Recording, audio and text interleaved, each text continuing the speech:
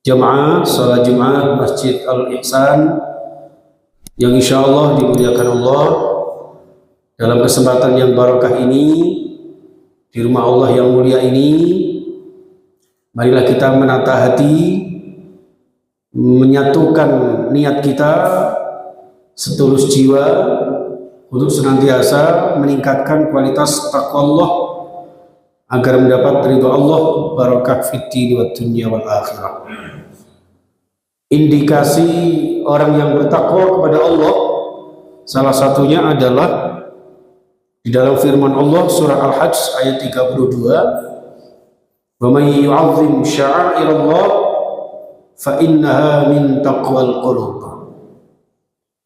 Jadi orang yang mengagungkan syiar-syiar agama Allah, maka itu adalah termasuk sarana prasarana untuk menjadi jiwa-jiwa dan hati panjenengan semua sebagai orang yang bertakwa. Atau bisa dimaknai bahwa dengan mengagungkan syiar agama Allah, maka akan meningkatkan ketakwaan kita di dalam hati sanubari kita. Sebagaimana yang ditegaskan Rasulullah dalam bahasa isyarat, beliau menyampaikan at-taqwa hahuna, at-taqwa hahuna, sambil menunjukkan atau mengulurkan jari tunjuk beliau ke arah dada beliau. Jamaah sekalian rahimakumullah, memang takwa Allah ini adanya di dalam hati, tidak sebatas retorika, apalagi hanya formalitas semata. Karena takwa ini benar-benar menjiwai di dalam hati, dibingkai dengan keimanan yang diaplikasikan dalam bentuk amal soleh di dalam segala aspek kehidupan.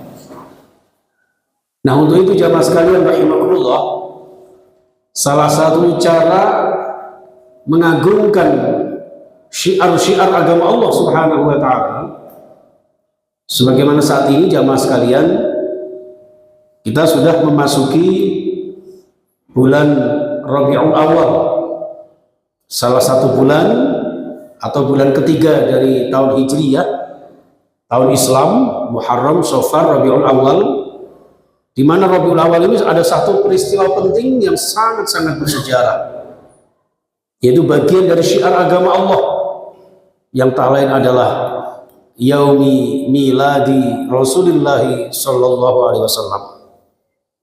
Kenapa disebut dengan bulan yang agung? Kenapa disebut dengan hari yang istimewa di dalam agama mulia Islam kita? Karena dalam satu maqalah yang disampaikan oleh Al-Habib Abu Bakar bin Hasan Al-Aqas dalam sebuah karya bukunya Cahaya Alam, beliau menyampaikan ada sebuah hadis yang menceritakan tentang dialognya Nabiullah Daud alaihissalam kepada Allah Subhanahu wa taala azza wa jalla. Pada saat itu Nabi Daud alaihissalam bertanya kepada Rasulullah, kepada Allah, "Ya Rabb, nikmat apa yang engkau berikan kepada makhlukmu, kepada hambamu yang paling kecil?" Allah menjawab, yaitu nikmatku berupa nafas kalian. Bayangkan jamaah sekalian, nafas yang notabene adalah nikmat yang terbesar bagi kita, nikmat yang tanpa nafas ini hilanglah kehidupan kita. Berapa menit saja kita tidak bisa bernafas jamaah sekalian, maka bisa jadi nyawa sudah lepas dari raga kita. Dan oleh Allah nikmat ini dianggap sebagai nikmat terkecil.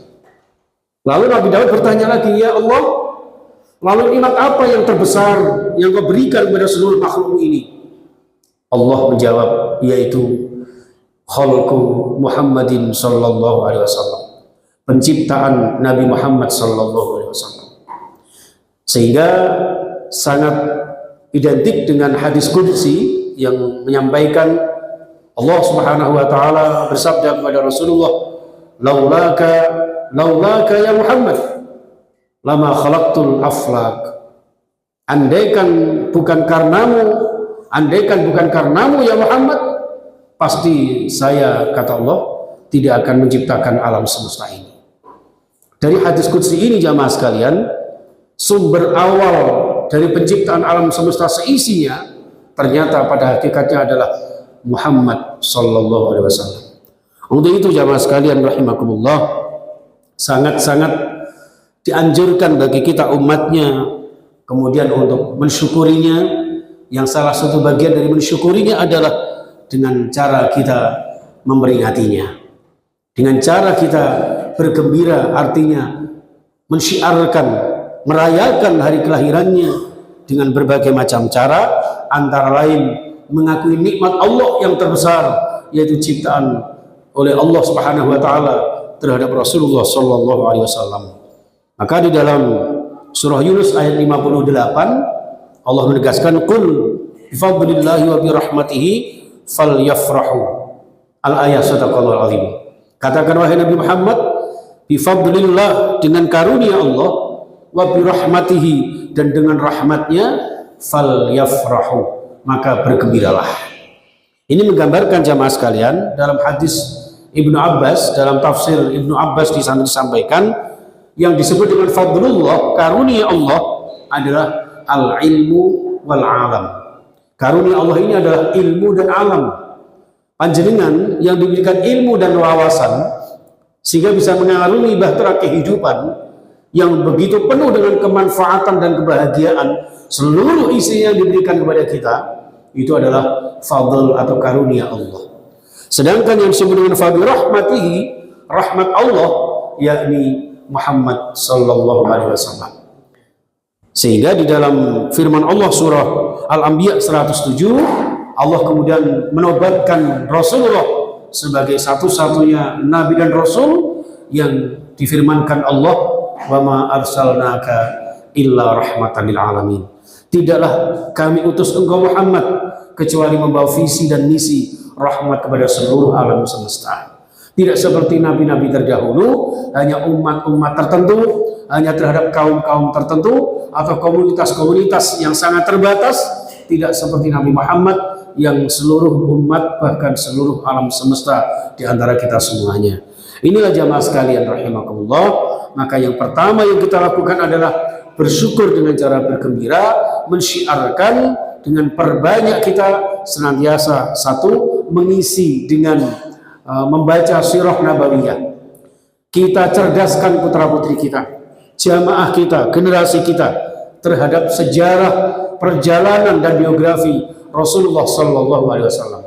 Ada kitab tiba, ada kitab-kitab Ratibul Haddad dan sebagainya yang bisa kita bacakan untuk anak-anak kita dan juga kita manai agar kita tahu sejarah Rasulullah sallallahu alaihi wasallam. Di samping itu jamaah sekalian, bergembira kita, bersyukur kita dengan cara kita perbanyak membaca sholawat kepada beliau. Innallaha wa malaikatahu yusholluna 'alan nabi. Sungguh Allah dan malaikatnya saja bersolawat, maka kita pun kemudian diperintahkan untuk bersolawat dan salam kepada Rasulullah sallallahu alaihi wasallam. Yang tidak kalah pentingnya yang terakhir jamaah sekalian, untuk kita bergembira memperingati hari kelahirannya, mensyukuri atas diutusnya Rasul kita, maka marilah kita menteladani, menguswah kepadanya. Apalah arti sebuah sejarah mungkin kurang bermanfaat dalam kehidupan kita menjadi hidup yang barokah jamaah ketika kita tidak mampu menjadikan beliau sebagai uswah. Maka di surah Al-Ahzab di sana disebutkan, laqad kana lakum fi rasulillahi uswatun hasanah. Menteladani Rasulullah dengan cara ittiba. Ittibanya bagaimana? Kata firman Allah di surah Al-Imran, qul in kuntum tuhibbunallah fattabi'uni yuhibbukumullah wa yaghfir lakum dzunubakum wallahu ghafurur rahim. Katakan Muhammad, manakala kalian merasa cinta Allah, maka fattabi'uni, ikutilah aku, kata Rasulullah. Jadi kalau kita menteladani Rasulullah, maka ittiba'lah kepada Rasulullah. Maka yuhibbukumullah, Allah pun akan mencintai kalian, wa yaghfir lakum dzunubakum, dan juga akan mendapatkan ampunan Allah Subhanahu wa taala. Untuk itu jamaah sekalian, kita perbanyak sholawat kita perbanyak syukur kita perbanyak pujian kita kepada Rasul kita Muhammad yang mulia, yang juga kemudian kita teladani dalam kehidupan kita. Kita contoh tauhidnya, kesempurnaan imannya, jauh dari kemusyrikan di dalam segala keyakinannya, yang juga kemudian kita teladani kualitas ibadah beliau, kualitas jangankan sholat wajib, sholat sunnah, subhanallah, dan itu yang kita teladani. Kemudian kita juga meneladani akhlaknya yang kemudian diabadikan oleh para sahabat-sahabat khulafaur rasyidin, para sahabat, para tabi'in, sampai kepada ulama salafus sholihin. Dari sejarah-sejarah itu jamaah sekalian, maka sekali lagi dalam kehidupan yang modern Gen Z seperti ini, tentu tidak boleh kita melupakan sejarah kaum sholihin sholihat yang senantiasa meningkatkan kualitas kita untuk semakin bertakwa, beribadah, dan bersemangat untuk taat, untuk bekal kita dunia dan akhirat, agar kita diberikan rahmat oleh Allah Subhanahu wa taala, agar bahagia dunia dan bahagia di surga nantinya. Bukankah Rasulullah bersabda, "Man ahabbani kana ma'i fil jannah." Dengan syukur berarti kita cinta, dengan cinta kepada Rasul kita, insya Allah panjenengan akan bersama-sama masuk surga bersama Rasul kita. Amin ya rabbal alamin. Bismillahirrahmanirrahim. Wal 'asri innal insana lafi khusrin illa alladhina amanu wa 'amilus salihati wa tawasaw bil haqq wa tawasaw bil haqqi wa tawasaw bis sabr. Barakallahu li wa lakum fil Qur'anil 'azim. ونفعني وإياكم من الآيات والذكر الحكيم وتقبل مني ومنكم تلاوته إنه هو السميع العليم.